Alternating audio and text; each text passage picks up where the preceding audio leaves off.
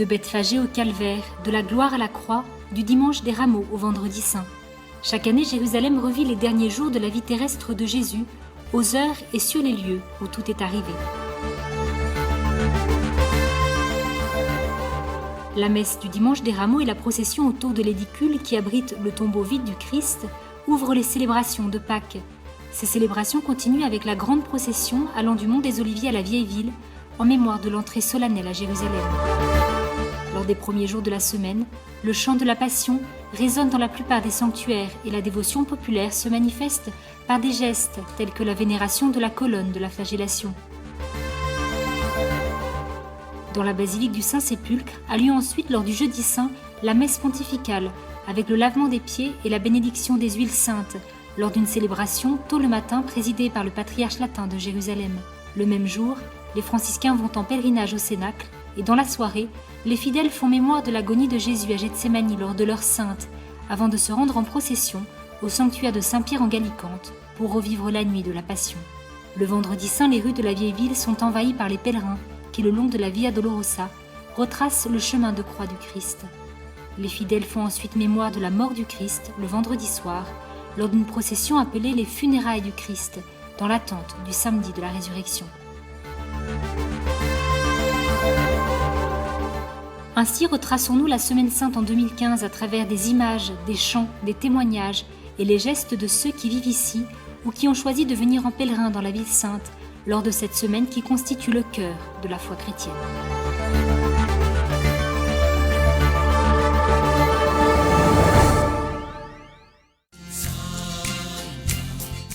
Le calendrier romain célèbre le dimanche des rameaux. La Semaine Sainte à Jérusalem a commencé dans la basilique du Saint-Sépulcre avec une messe solennelle présidée par le patriarche latin de Jérusalem, Monseigneur Foix-de-Toile, et des prêtres franciscains, en présence de chrétiens locaux et de pèlerins. Cette célébration est le prélude à la Pâque du Seigneur, où la splendeur royale du Christ vient s'unir à la proclamation de sa passion. 3 tours ont été accomplis autour de l'édicule, dans une clameur de Hosanna et dans l'agitation des rameaux en signe de louange au Christ. Le chant de la Passion a conduit les fidèles à contempler le Christ, qui, comme le rapportent les évangiles, a donné sa vie pour le salut des hommes. Un rituel qui, depuis l'Antiquité, commémore l'entrée du Seigneur à Jérusalem et acquiert une signification particulière avec la procession qui part du sanctuaire de Bethphagée, construit par les franciscains de Terre Sainte sur le versant oriental du mont des Oliviers. La tradition est même bien plus ancienne, comme le rapporte le père Artemio Vitores. Le père custode venait et les frères retiraient leur manteau pour le faire passer. De la même manière, le saluaient les Arméniens et les Coptes. Ici, les circonstances sont toujours très compliquées et cette procession a été interdite à plusieurs reprises. Toutefois, après 1933, elle a été à nouveau officiellement autorisée et je pense que le pèlerinage d'aujourd'hui est la fête de Jérusalem.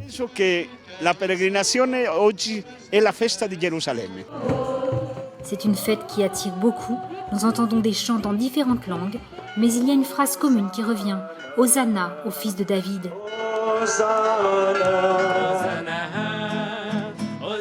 Avant tout, il s'agit de rendre vivante une expérience qui n'appartient pas seulement au passé. Il nous faut non seulement la rendre présente dans nos mémoires, mais aussi la vivre à nouveau aujourd'hui. J'ai eu la chance de participer à cette procession. Je n'aurais jamais imaginé avoir cette possibilité et pouvoir vivre un tel événement. Je suis donc très heureuse d'être ici et de marcher là où Jésus a marché. Souzy n'est qu'un exemple des innombrables pèlerins qui, animés par la foi ou la curiosité, parcourent le même chemin que selon la tradition Jésus a emprunté pour entrer dans la ville sainte. Toutefois, suite aux nouvelles diffusées de par le monde par les médias, relayant les conflits et les réalités difficiles du Moyen-Orient, le nombre de présents cette année s'en est trouvé très affecté. Par conséquent, la présence des chrétiens locaux fut plus impressionnante, notamment des chrétiens venus des territoires palestiniens qui, au cours de la Semaine Sainte, ont été autorisés à venir à Jérusalem pour la plus grande joie du patriarche latin. J'étais heureux de voir tous nos fidèles arrivant en bus avec leurs curés et les religieux qui entonnaient des chants. Qu'il est beau qu'au Moyen-Orient, qui porte cette culture de violence, de mort et de guerre, nous ayons encore le courage de chanter l'Alléluia. Un chant qui a été béni avec la relique de la Sainte Croix dans l'église de Sainte-Anne, au sein des murs de la vieille ville, une invitation faite aux chrétiens de Terre Sainte de continuer sur leur chemin. Quant à nous, par la foi et la fidélité au Seigneur, viendra notre résurrection. Ainsi débute ce qu'on appelle aussi la Grande Semaine, en attendant le dimanche de la résurrection, en communion avec le Saint-Père, qui a appelé dimanche les fidèles à tourner leurs pensées vers ceux qui sont discriminés à cause de leur fidélité à l'Évangile, le payant de leur propre vie, notamment les chrétiens persécutés, martyrs de notre temps. Ils sont si nombreux, ils ne renient pas Jésus et supportent avec dignité insultes et outrages, suivant le chemin de Jésus. Le pontife a évoqué une nuée de témoins.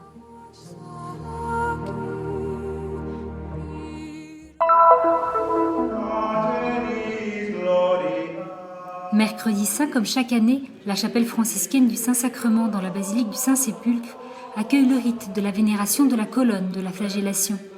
Les premiers à vénérer la relique sont les frères du monastère du Saint-Sépulcre, suivis par la communauté de Saint-Sauveur.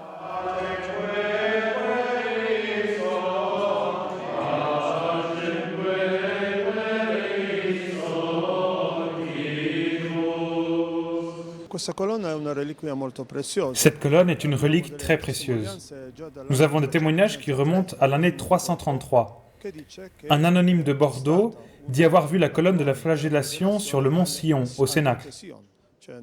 Boniface de Raguse, qui fut custode de Terre Sainte au milieu du XVIe siècle, nous dit avoir récupéré cette colonne, qui avait été mise en pièces par les Turcs lorsqu'ils prirent le Cénacle, et ce dernier l'a conservée ici au Saint-Sépulcre et a envoyé des reliques de cette même colonne en d'autres lieux.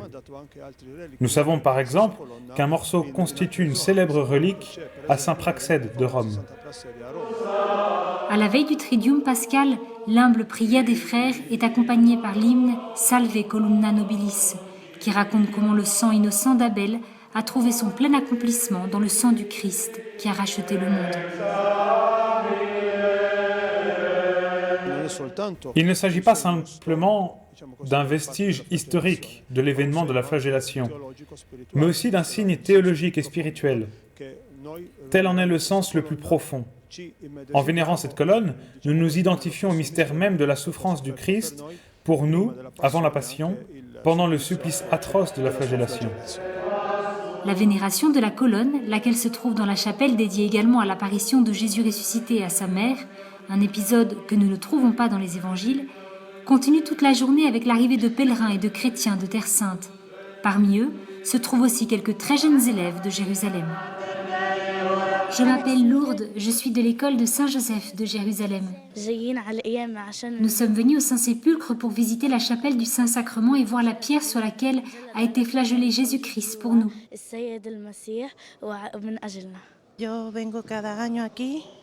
Je viens ici chaque année, je suis catholique, je crois en Jésus-Christ et c'est une expérience tellement belle pour chacun. Je rends grâce d'avoir cette occasion.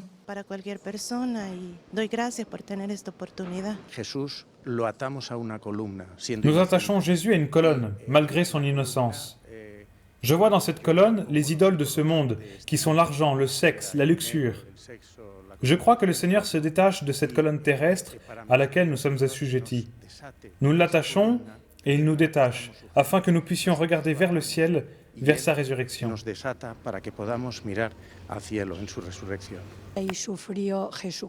Ici, Jésus a souffert pour nos péchés. Ainsi, j'ai moi-même demandé pardon au Seigneur pour les coups que je lui ai infligés avec mes péchés. C'est un mystère d'amour sans fin, célébré ce jour dans la basilique du Saint-Sépulcre le jeudi saint, en mémoire du repas durant lequel Jésus a institué l'Eucharistie et le sacerdoce et lavé les pieds des apôtres. La célébration eucharistique solennelle, qui ouvre le Triduum pascal, a lieu dans le reste du monde dans la soirée. À Jérusalem, comme le requiert le lieu, la cérémonie a lieu tôt le matin et est présidée par l'évêque du diocèse, le patriarche latin de Jérusalem, sa béatitude Foy-de-Toile. C'est un grand moment pour nous, un grand événement. Il y a 3 événements indissociables l'un de l'autre. L'Eucharistie, le sacerdoce, le service, qui invite à convertir le monde entier. Aujourd'hui est un jour spécial. Parmi les moments les plus attendus de cette célébration, le lavement des pieds. Le patriarche a répété le geste de Jésus auprès de 12 séminaristes. Ce fut un moment merveilleux, magnifique, qui m'a fait me souvenir de ma vocation, de lorsque j'ai reçu la vocation, et je vois encore l'appel que Dieu m'adresse tous les jours, et qu'il m'adresse encore aujourd'hui, d'aller servir les plus humbles comme les plus pauvres. come il più povero. La bénédiction des huiles et le renouvellement des promesses sacerdotales sont deux autres signes forts de cette journée qui, en l'année de la vie consacrée, revêtent une signification encore plus profonde. C'est notre fête à nous qui sommes consacrés, meilleurs vœux. C'est le jour des prêtres, des consacrés, des religieux. Grazie alla mia consacrazione che sono sacerdote anche. Grâce à ma consécration, qui fait de moi un prêtre, je vis aussi grâce aux dons que j'ai reçus. Je peux consacrer le pain et le vin, et le Seigneur revient, se rend présent au milieu de nous. Vivere in mezzo a noi. À l'issue de la célébration, la procession du Saint-Sacrement a réalisé 3 fois le tour du tombeau vide du Christ et un tour autour de la pierre de l'onction. Puis le Saint-Sacrement a été placé à l'intérieur de la tombe elle-même, transformé en ce jour en une sorte d'ostensoir. Le don du Christ appelle tous les chrétiens à renoncer à leur propre vie. So this is how Voici ce que je crois. Si Jésus nous a donné sa vie, nous devons aussi donner notre vie pour lui, par notre foi, notre amour et notre service. and service for him. Da qui mandiamo un appello come D'ici, nous souhaitons lancer un appel. N'oubliez pas la Terre Sainte, n'oubliez pas l'Église mère, l'Église des origines, d'où tout tire son origine. Nous comptons sur vous. La solidarité se vit également avec l'intercession. Où que vous soyez, priez pour cette terre.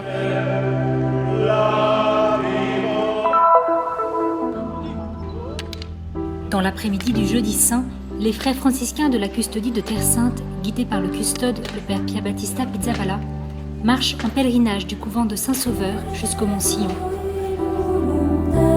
Un pèlerinage à la chambre haute pour garder vivante la mémoire de la scène. Entre les chants, les prières et la lecture des passages de l'Évangile rapportant les événements qui ont eu lieu à cet endroit, est répété exactement le geste du lavement des pieds. Le père Pier Battista a lavé les pieds d'un groupe de 12 jeunes. Selon le pape François, l'horizon du Cénacle est l'horizon du Seigneur ressuscité et de son Église. De là, a dit le pape, part l'Église en sortie, animée par le souffle de vie de l'Esprit.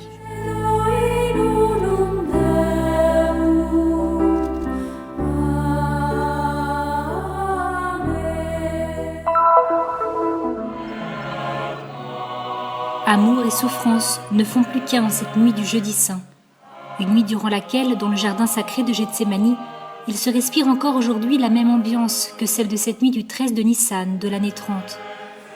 Dans la basilique de l'Agonie, dont l'architecture elle-même évoque cette nuit dans le jardin, des milliers de personnes se rassemblent à l'intérieur et à l'extérieur pour célébrer ce qu'on appelle l'heure sainte, présidée par le custode de Terre Sainte. La veillée, retransmise en direct dans de nombreuses parties du monde, est ponctuée par les passages de l'Évangile évoquant cette nuit, la prédiction de la trahison de Pierre, l'agonie dans le jardin et l'arrestation de Jésus, et des signes importants comme parsemer la pierre de l'agonie avec des pétales de rose en souvenir de la sueur de sang de Jésus dans la nuit de la Passion. La sera del Giovedì Santo nell'Orto degli Ulivi al Getsemani, il primo pensiero va. Dans la soirée du jeudi saint, dans le jardin des Oliviers à Gethsémani, la première pensée va à Jésus, l'agonie, sa lutte contre Satan, mais aussi aux nombreuses trahisons que nous-mêmes nous commettons, chacun dans notre propre vie.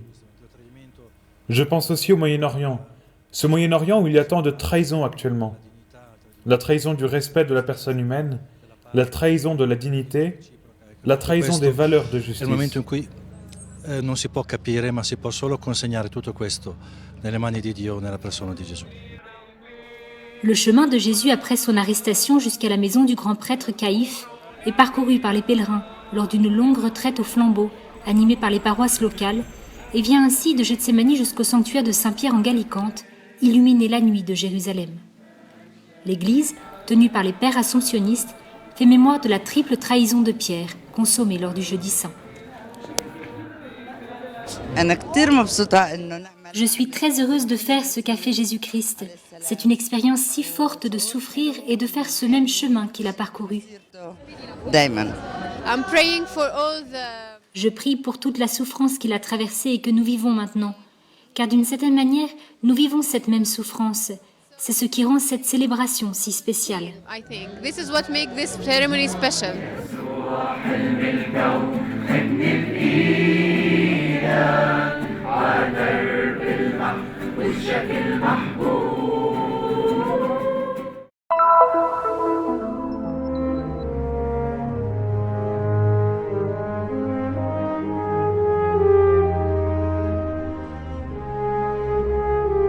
Le Vendredi Saint est célébré solennellement par l'Église catholique.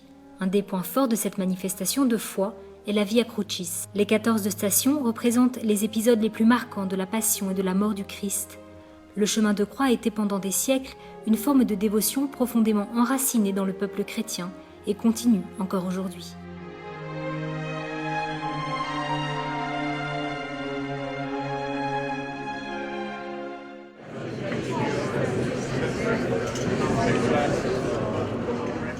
Miserere nostri Domine. À Jérusalem, le chemin de croix du Vendredi Saint est toujours guidé par le custode de Terre Sainte, avec des moments de méditation et de prière. Adoramus te Christe et benedicimus tibi. Pour nous, franciscains, préserver les lieux saints et surtout la tradition du chemin de croix, c'est aussi apporter une réponse de foi aux fidèles. Aujourd'hui, ils peuvent découvrir ici le véritable chemin de croix, le long du même chemin que Jésus a parcouru. Que cela puisse toujours continuer ainsi, que les gens puissent toujours avoir la liberté de venir ici, c'est très important. Un moment qui fait l'objet d'une grande participation, même dans la confusion des rues étroites de la vieille ville de Jérusalem, et qui est en lui-même un témoignage d'une présence chrétienne croissante sur la terre du 5e évangile. Je pense que vivre l'expérience de Jésus au milieu de la confusion qu'il a lui-même vécue n'est possible qu'en vivant cette même expérience au milieu d'une foison de manifestations religieuses. Au milieu de cette confusion faite de foi, en marchant sur les pas du Christ, nous pouvons nous trouver nous-mêmes.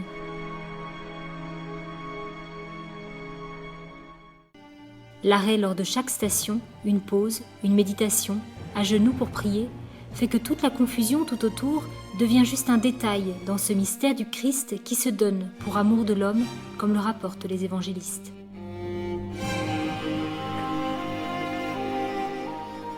Ils se saisirent de Jésus et lui-même portant sa croix, sortit en direction du lieu dit le crâne ou calvaire qui se dit en hébreu Golgotha. C'est là qu'ils le crucifièrent et 2 autres avec lui, un de chaque côté et Jésus au milieu. Pilate avait rédigé un écriteau qu'il fit placer sur la croix. Il était écrit « Jésus, le Nazaréen, roi des Juifs ».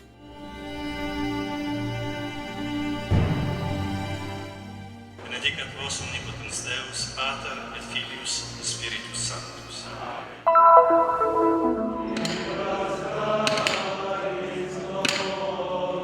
Dans la soirée du Vendredi Saint dans la basilique de la Résurrection est célébrée traditionnellement la cérémonie du cortège funèbre du Christ. La liturgie est présidée par le custode de Terre Sainte, le père Pierre-Baptiste Pizzaballa.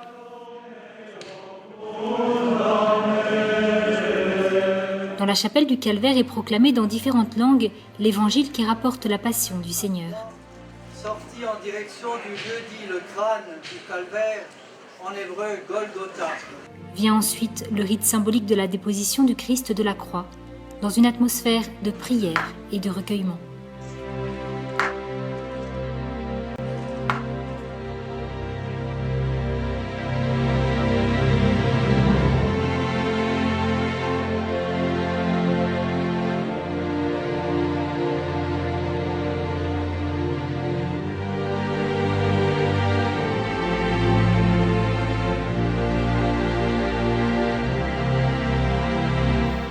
La procession descend ensuite à la pierre de l'onction, où le custode oint le corps du Christ avec des parfums et des herbes aromatiques. Selon le récit de Saint Jean, Joseph d'Arimathie demanda à Pilate de prendre le corps de Jésus. Vint aussi Nicodème, apportant un mélange de myrrhe et d'aloès. Ils prirent le corps de Jésus, le lièrent de linge avec des aromates.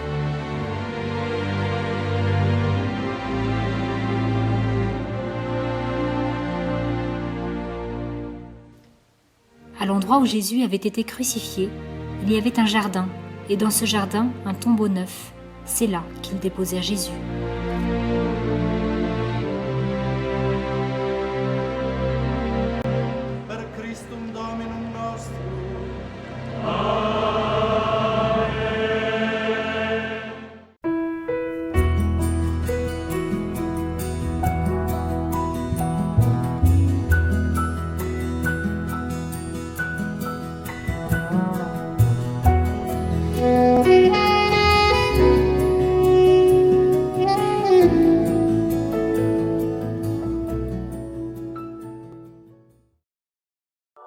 Nous sommes ici pour faire connaître la Terre Sainte, pour donner une voix et une visibilité à l'Église mère de Jérusalem, aux chrétiens locaux et aux lieux saints. Nous sommes ici pour raconter les histoires nombreuses et souvent oubliées de ceux qui vivent au cœur des difficultés avec foi et courage. Nous sommes ici pour porter au monde entier l'espérance de la terre de Dieu. Soutiens ceux qui œuvrent au nom de la custodie de Terre Sainte